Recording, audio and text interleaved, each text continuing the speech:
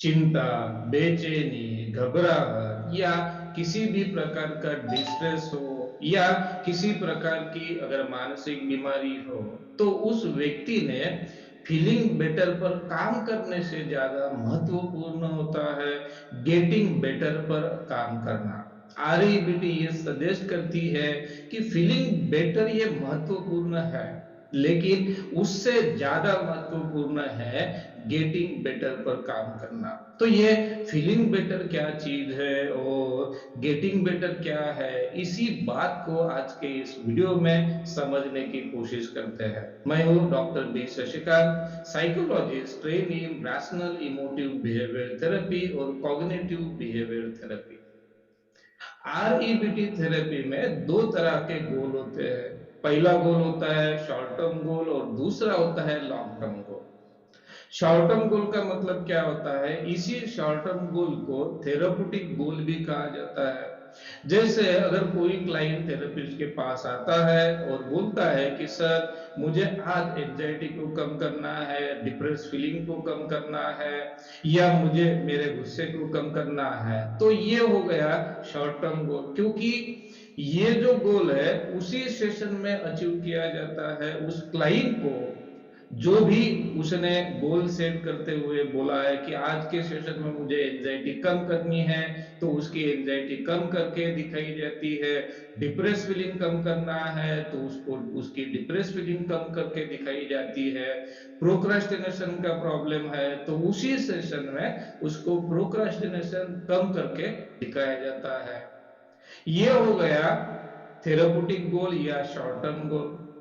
दूसरा जो गोल होता है वो है फीलिंग सॉरी गेटिंग बेटर पर काम करना। गेटिंग बेटर का मतलब क्या है, इसको समझने के लिए हम ये उदाहरण समझते हैं, उदाहरण के द्वारा समझते हैं। जैसे मान लो कि बारिश आ रही है। अभी बारिश आने के लिए आपने कुछ किया है क्या? नहीं किया। आपने कुछ भी प्रयास नहीं किया, वो अपने आप आई। उसी प्रकार अगर आपको बारिश लाने के लिए अगर कुछ करना होगा तो क्या करना पड़ेगा? आपको पेड़ लगाने पड़ेंगे, पेड़ की संख्या बढ़ानी पड़ेगी, साथ में बारिश का पानी आपको स्टोर करना पड़ेगा। तो इस तरह से अगर आपको बारिश लानी है तो प्रयास करना पड़ता है। बारिश अपने आप आती है, तब आपको कुछ नहीं करना पड़ता। उसी प्रकार अगर आप ये चाहते हो कि आपको प्रसन्न लगे, तो प्रसन्न लगने के लिए किसी का विरोध नहीं है, आर्यभट्टी का भी विरोध नहीं है। इसका मतलब ये नहीं है कि प्रसन्न लगना हमारे लिए बेटर नहीं है। ऑब्वियसली अगर प्रसन्न लगता है तो इससे मोटिवेशन बढ़ता है, हमारे काम का दर्जा सुधरता है, इसमें कोई डाउट नहीं है, कोई शंका नहीं है। लेकिन अगर आप डीप में जाकर समझते हो इस बात को कि फीलिंग बेटर से अगर आप गेटिंग बेटर पर काम करते हो तो इससे आपको ज्यादा बेनिफिट मिलता है।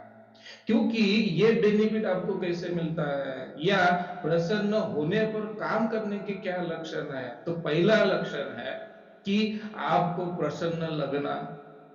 ऑब्वियसली ये महत्वपूर्ण है। दूसरा है कि केवल थोड़ी देर के लिए प्रसन्न लगना नहीं, तो दीर्घ काल के लिए अगर आपको प्रसन्न लगता है तो इसका मतलब है कि आप प्रसन्न होने पर काम कर रहे हो, यानी फीलिंग गेटिंग बेटर पर काम कर रहे हो। तीसरा मुद्दा ये होता है कि अगर मान लो कि आपके जीवन में कुछ अनघटित घटना घटित होती है, निगेटिव घटना घटित होती है, तो खुद को अस्वस्थ ना करते हुए उस सिचुएशन से खुद को अगर आप बाहर निकल पाते हो, तो इसका मतलब है कि आप गेटिंग बेटर पर काम कर रहे हो, प्रसन्न होने पर काम कर रहे हो। चौथा मुद्दा ये होता है कि कितनी भी बड़ी नेगेटिव घटना हो, लेकिन आप डिस्ट्रेस या एंजाइटी जैसी समस्याओं से खुद को अगर आप बाहर निकालते हो, तो इसका मतलब है आप गेटिंग बेटर पर काम कर रहे हो, प्रसन्न होने पर काम कर रहे हो। इसका अर्थ क्या होता है कि अगर आपको डिप्रेस बहुत ज्यादा डिप्रेस फील हो रहा है, बहुत ज्यादा एंजाइटी एंशियस फील हो रहा है, अस्वस्थ फील हो रहा है, तो भी आप अपने आप को इस अस्वस्थ फीलिंग से अगर बाहर निकाल पाते हो और खुद को फील बेटर करते हो यानी प्रसन्न फील करवाते हो, तो इसका मतलब है कि आप गेटिंग बेटर पर काम कर रहे हो। अभी इन मुद्दों के आधार पर आप अपने आप को चेक कर सकते हो कि अच्छा लगने पर आप फोकस कर रहे हो, काम कर रहे हो, या अच्छा होने पर आप काम कर रहे हो।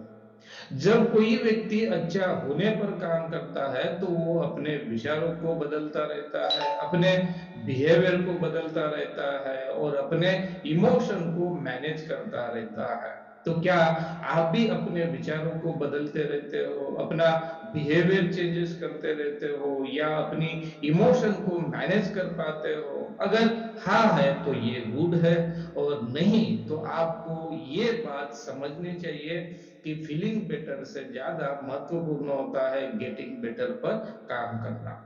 तो आज के लिए बस इतना ही, मिलते हैं नेक्स्ट वीडियो में। ये वीडियो आपको कैसे लगा ये कमेंट्स में जरूर कहें, और ये वीडियो अगर आपको पसंद आया हो तो लाइक करना ना भूले, और इस तरह की psychological REBT CBT related information देखने के लिए इस चैनल को अभी सब्सक्राइब करें।